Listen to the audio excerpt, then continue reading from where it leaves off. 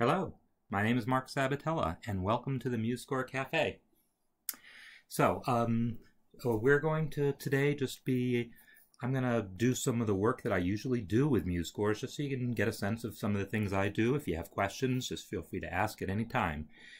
And before I get started, though, I just did want to point out that I am doing a much more in-depth 2-hour webinar this weekend on Saturday that if you would like to sign up for, this is where it is. It's school.masteringmusescore.com, Exploring MuseScore, or you can just go to musescore.com, and masteringmusescore.com, and under the under the courses menu, it's right there, Exploring MuseScore. Will take you there for all the information you need on registering for that. Meanwhile, though, I'm just gonna, as I said, just kind of get started entering some music, because I use MuseScore for a lot of different things, and one of the things that I do a lot of, since I'm a jazz musician, is lead sheets. And that's something that a lot of jazz musicians do, melody and chord symbols. And I teach, I direct an ensemble for an adult education organization called the Colorado Jazz Workshop, and I assigned the people in the members of the workshop to write their own piece based on the chord progression to another song. And several people went ahead and did that, but they didn't have the parts all transposed for all the different horn players, so we couldn't play them. So they're going to go home and try to do that on their own, but meanwhile, I figured I would get a head start on this and take one of the pieces and just enter some of it into MuseScore and show how I would go about entering this lead sheet and transposing it. So what I'm going to do is I'm going to give you a peek at what the music looks like. This is a scan of the piece. It's based on the jazz standard Black Orpheus. And I'm just going to start entering some of the notes here and chords, and then show how you'd go about transposing it. So, going into MuseScore, here we are. The first thing I want to do is create a new score with the jazz lead sheet template. So I'm going to go to File, New. I just hit Control-N is the shortcut, but I'm going to try to use the menus when I can think of it so that you can see what I'm doing. And this piece doesn't actually have a title yet, but I'm just going to call it Black Orpheus Contrafact. Contrafact is kind of the technical term for a piece based on the chord progression to another piece. And his name is Matt Wall. And I'm going to select the jazz lead sheet template.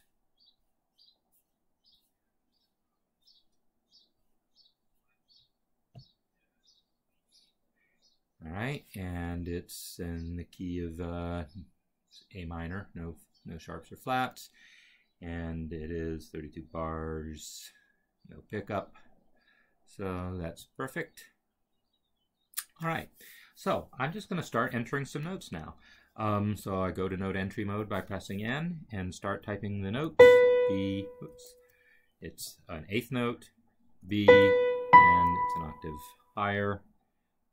And as I'm entering these, I'm also making some slight corrections to the notation based on some of the things that I know from my work as an editor. I worked as an editor on the Real Book project, the series of fake books published by Hal Leonard. I actually did the transcriptions for, I don't know, a couple hundred of the pieces for volumes 2, 3, and 4, and some of the other volumes that the specialized volumes that followed. So I have some kind of ideas about how the correct ways to notate music based on that experience, or the best way to do it in a lead sheet type of format anyhow. In the original version here, this was notated as an eighth note followed by an eighth rest rather than a quarter note. but and then it's got a staccato dot on it, and that's actually really the same as a quarter note with a staccato dot, and it's easier to read. So Shift S, I add my staccato dot, and I'm good. Let's see. So then E, and then I tie that to a dotted quarter. So select dotted quarter, tie, and then an eighth note B, and that I need to go up an octave, and then tie that to a quarter, an eighth rest, E, oops, no, E, what is it, eighth note, E, down an octave, tied to another eighth, and then E, and then quarter, C, E, and then eighth, C, B. I think I left out the E. So one of the things that often comes up is, what do you do when you've made a mistake? Now, I know people often think, well, I could go back there and just insert the E, and you would love it if that just sort of worked. And perhaps some future version of MuseScore will work that way. Really, the easiest way to do this is just to backspace and re-enter that passage. But just for grins, I'm going to show you how you would go ahead and insert the quarter note E if you had entered a whole lot of music rather than just 2 notes. So the way that will work is I'm going to get out of note entry mode first by hitting escape. I'm now going to select these 2 notes that are the notes that I want to move, because they're going to have to move later to make room. And I'm going to use Control X to cut them. Now I can enter the note that I want in that spot, which is a quarter note E, and then move the cursor there, and now again leave note entry mode and paste those 2 notes. Again, for just 2 notes, it would have been way easier just to retype that little passage. But if you had entered several measures and you were off by 1 beat because of it, then this is a way to fix that. You select the notes that have been entered incorrectly, select them, cut them, enter the notes you want, and then paste. Anyhow, I'm gonna go just finish this little 4-measure phrase here. The next thing I need is I need to tie this to a quarter note, and then F, E, tied to a quarter. And there we have it. So this is the first 4 measures. The next 4 measures are not really the same, but I'm going to stop here and enter the chord symbols, just so we can see what that looks like. I go to the first note, Control K, and all right, so here's another stylistic issue. Every jazz musician in the world has their own ideas on what they like to see for abbreviations in chord symbols. And I think I had my sound off on here, but I hear it, so I think you guys can hear the notes as I'm entering them. Everyone has their own idea of how they like to see chord symbols abbreviated, and when I worked on the Real Book project, we made an effort to just copy the style of the original Real Book, and that was all well and good for that project. If I'm doing work for another jazz musician who specifically just wants me to take his music and enter it into MuseScore so that we can, transpose it or whatever else, then I will just go with the way he has spelled the chord symbols. But just as a point of reference, most publishers these days, when they are publishing arrangements and so forth, the kind of standard that almost everyone has moved towards is to use MI for minor. So AMI for A minor. MI for minor, MA for major. And I mean, an A major triad is just A, but an A major 7th chord is A MA7. MuseScore is more than happy to let you do the MI or M, little m if you prefer. I don't like the little m because it's way too easy to confuse with a big M. And I've gotten way too many scores from people done, especially in Sibelius. The default fonts in Sibelius are such that the capital M and the lowercase m are very difficult to distinguish unless you're seeing them side by side. So unless you've changed the default, or this has maybe changed over the years, but at least in a version of Sibelius that people were using when I was in school, it was really difficult to tell the difference. I think I'm just going to go ahead and use what he's using, which is the dashes, so A minor, and then tab to go on to the next measure, B minor 7, flat 5, and then as a shortcut that not everyone knows about, semicolon moves by beat, which can be useful because there's going to be 2 chords in this measure. If I hit spacebar, it'll move 1 note at a time. If I hit tab, it moves a measure at a time, but semicolon moves a beat at a time, so I can quickly get to beat 2 that way. E7, flat 9, and then tab to the next measure, A minor, and then again, B minor 7, flat 5, and then E7, flat 9. So these are the first 4 measures of the song. Now I can already see that as high as this melody is written, it's starting to bump into the chord symbols, and first inclination is, I should probably move these chord symbols up higher. However, I'm also looking at the score. Let me switch back to it so you all can see what I'm entering. I'm looking at this thing, and as I scan it, well, it does get low enough. I was going to say I would love to just take the whole thing down an octave. It's just a very rangy melody. It does go down to that low E, and taking it down an octave will put it out of range of a lot of the horns. So I think I'm going to have to leave it in the octave that it's in, which is fine. But what I am going to do is I'm going to make the chord symbols higher. Now I could try to drag them up individually, but that is not how you want to do it. What you want to do is you want to make them consistent. So I'm going to right-click on this first one, and then under text style is how I can set the overall offset. So you see the offset here, vertical, is 0. That's because there's also a style setting that controls the default position. There's actually 2 ways to control chord symbols for what it's worth, but I'm gonna go with this one. So if I put in a negative offset of negative half a space, that means like an actual staff space. I'm gonna look and see what kind of effect that has. That looks like that's gonna be good enough. I like to do things in exact multiples. I don't know, it just satisfies my brain.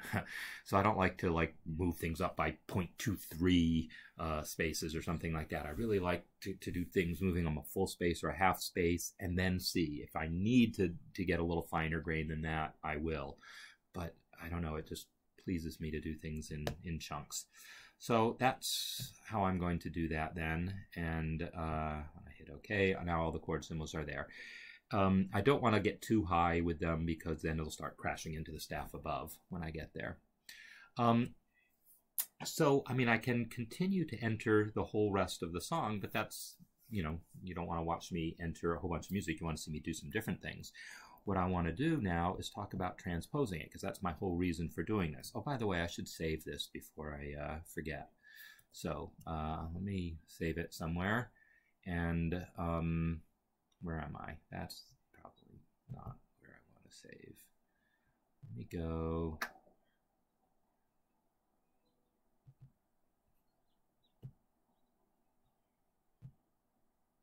All right. So if I go here and save it, I'm good.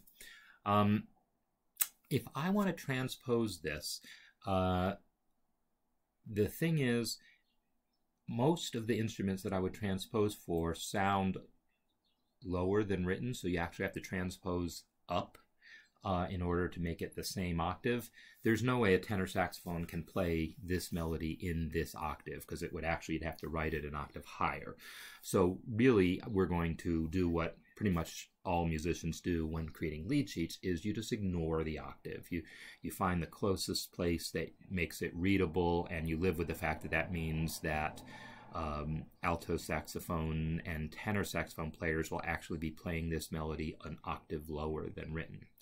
So I'm going to do the B-flat transposition, and it'll, when I do the B-flat transposition, it'll, for like tenor sax, trumpet, or soprano sax, it will move everything up a step.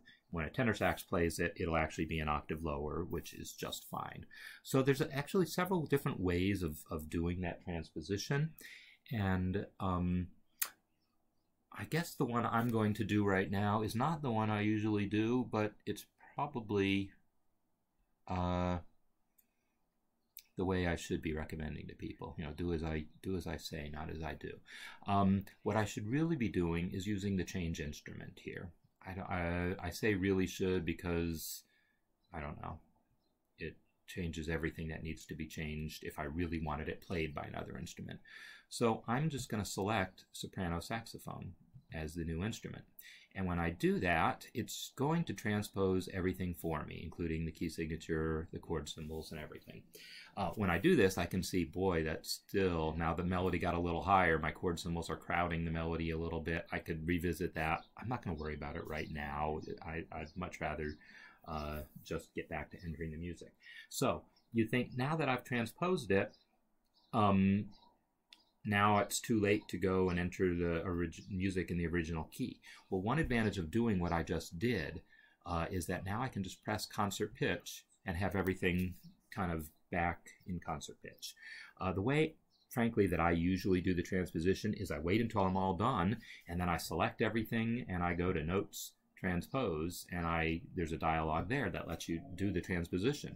But when you do that, then you're in that transposition. You don't get to just flip back and forth between that and concert pitch. So that's really probably not the best way to be doing it for most people. It works, well, it works in the way it works, I guess, but this is probably the best way to be doing it. So now that I'm back into concert pitch mode, I could finish entering my music, or if I find any errors in it, I can keep flipping back to concert pitch to enter things. So, you know, that's a little bit of what I typically do day to day when I'm actually using MuseScore. I'll have a lead sheet that I need to enter or something. Again, I'm not going to finish entering the notes, but I do want to do a few of the other things that I might do. One of them would be, although in much published music, the goal is to get as much onto the page as you can, in a lead sheet, typically it's only 32 bars long. It's going to fit on one page no matter what, and you really want it to kind of spread out and fill the page and be easy to sight read. Lead sheets tend to be sight read a lot. In other words, like even in an actual performance, people say, hey, let's do this new tune I just wrote, and then right there in front of an audience, you'll have a whole band of people sight reading music they've never seen before. And there's a lot of things that can go wrong, especially when you consider that a lot of jazz has been played in like dark, smoky bars. Not so much smoky anymore, but you know, the lighting conditions usually aren't good. Maybe people have been having a few drinks too. You know, you really want to make the music as simple to sight read as possible. And one of the things that people have done to make that happen is to have a consistent number of measures per line, and just sort of line things up to make it really clear where you are, to make it harder to get lost. And 4 measures per line is a pretty standard way of doing things. And in MuseScore, it's pretty easy to make that happen. I'm going to go to Edit, Tools, Add, Remove System Breaks. And right there is the option to break systems every 4 measures. And what it's done, I'm going to close the inspector here, because we don't need that right now. By the way, that window I just closed, let me bring it back. It's F8, we'll bring it back. This window, a lot of people close because they don't know what it's going to be useful for. And when you're first entering the music, it's not that useful. So it's fine to close it, and then just know you can get it back. F8 is the shortcut, or under the View menu. Where is it? Inspector. But what you can see is all these different settings for notes. Like here, small. I can make that F small, like I just did. You can make it so that it doesn't play by turning this off. You can change the offset of the note. Like if I change this horizontal offset, you'll see the note starting to move like that. And you can make the note invisible, graze it out on screen, but it won't print. There's all these different settings for different elements that you can change via the inspector. And so when it's time to really do a lot of fine-tuning of your score, this is very useful, but it's almost never needed when you're first entering notes. And I guess that's how I like to work, is I first focus on entering the notes, then I focus on the prettying up of things. So already now, just by putting 4 measures per line, it's a little more pleasant to look at.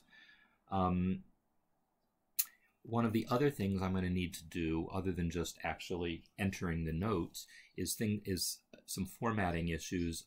It's typical to put in double bars every few measures. So what I'm going to do is go here, and I'm just going to drag the double bar every 8 measures, because again, in a 32 bar jazz tune, that's typically how it's all going to work. Now, you don't have to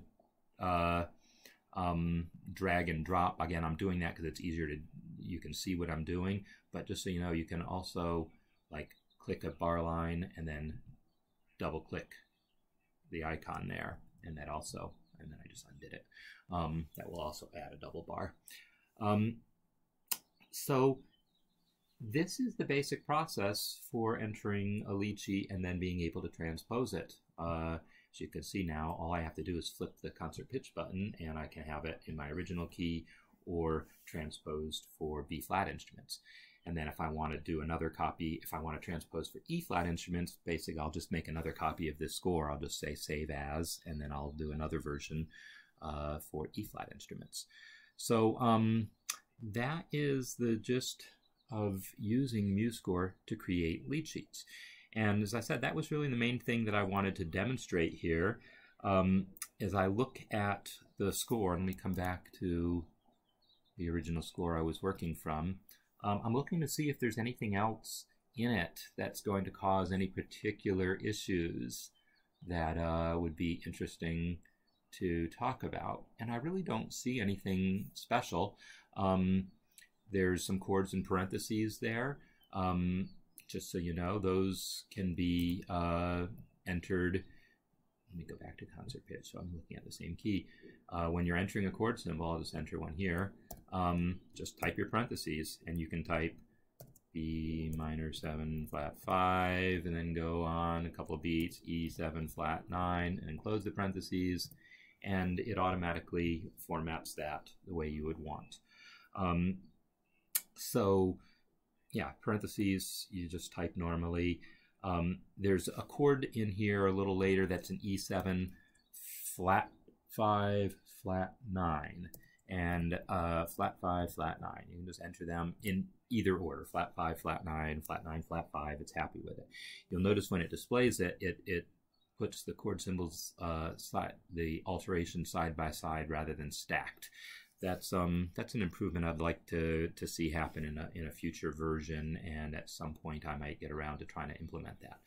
I think in the last Café, mentioned that this was actually one of the very first things that I worked on as far as programming in MuseScore was improving how it handled chord symbols.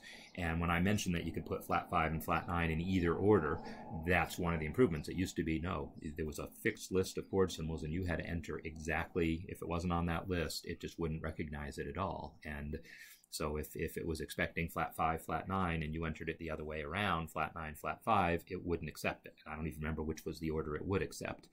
And I decided that really wasn't flexible enough. And also when I mentioned all the different ways of entering a minor chord, dash, little m, mi, min, some people use. you had to enter it exactly the way MuseScore was wanting you to enter it, or it wouldn't understand it. And I also knew that wasn't flexible enough. So one of the very first things that I did in MuseScore as a programmer was worked on the parser so that it would understand pretty much anything that you would be able to type, and treat it as a valid chord symbol. And when I say a valid chord symbol, I mean when I hit the concert pitch button, it transposes. If it doesn't recognize it as a valid chord symbol, it won't be able to transpose it. So that's why it is important that it be able to recognize the chord symbol. I mean, if I, instead of E7 flat 5, I put, you know, J7, now it's no longer recognized as a chord symbol, and as you can see, it just gives up. It just doesn't even try to turn the B's into flat signs or anything like that, and of course won't transpose either. So it is important that MuseScore recognize the chords as you type them in order for it to do the things that it wants to do, like figure out how to format that chord symbol and how to transpose it. So it is important that it recognize the chord symbol, and so it was very important to me that it be able to recognize a wide variety of chord symbols. So that's kind of the things that I felt like showing you today. I don't see any questions coming in. Let me just make sure they're yeah, so this is what I do an awful lot with MuseScore, entering lead sheets like this and transpose them, because I've written, you know, many tunes of my own that I'm doing, entering into MuseScore, or tunes that other people have written that they've handwritten that they don't have the MuseScore expertise, and they will hire me, or if it's a band that I'm playing in, I'll, you know, sometimes just work out some agreement where I will do, you know, some of the arrangements for the group. I do an awful lot of lead sheets, but I do an awful lot of other things with MuseScore also, creating arrangements and just writing solo piano music and whatnot. I figure I should come back and mention again the webinar this weekend. So if I show you again from the Mastering MuseScore page, let me show you how to get there. Again, under the courses, so this is masteringmusescore.com. If under the courses menu here, exploring MuseScore is what you want. And when you click that, you end up, I could have just clicked it, you end up on this page here. And it has the details, including the time. It's the date is this Saturday, the time 12 to 2 Eastern time, 4 to 6 Greenwich time, and it's a 2-hour webinar in which I will be presenting, you know, like this, but in a much more formal setting where boom, boom, boom, I'm going to just walk you through how to do a lot of things in MuseScore, and it's going to be live. You'll have the opportunity to ask questions, and it will be then recorded, so you can go back and review things as you need. There'll be some supplemental materials that you can use to help make sure that you've really learned the material. And as you can see, the cost is $25, but I'm telling you right now that there's a coupon code SAVE40. And when you go to enroll, I think that's just down here. Yeah, I think I didn't click it. When you go to enroll, if you type in SAVE40 as the coupon code, then you will get 40% off. And that's open to the first 40 people, and quite a few people have already taken advantage of that, but there's still some of those slots left. So if you register soon, for some reason it's slow right now. Hopefully that's because everyone is signing up right now. No, it's because I'm streaming and that's hogging my CPU, I think. So add coupon here. If I type save 40 and apply, you will see that boom, now it's only $15. And for a 2-hour webinar to learn MuseScore, this you can't beat. This is how you will really come up to speed and learn all the ins and outs of MuseScore as much as can be done in 2 hours. So anyhow, I really hope some of you will sign up for that and take advantage of the webinar Exploring MuseScore this weekend. Meanwhile, if there's no other questions, then I think I will just continue on with my work and let you all continue on with my day. And I hope you've enjoyed the second MuseScore Cafe.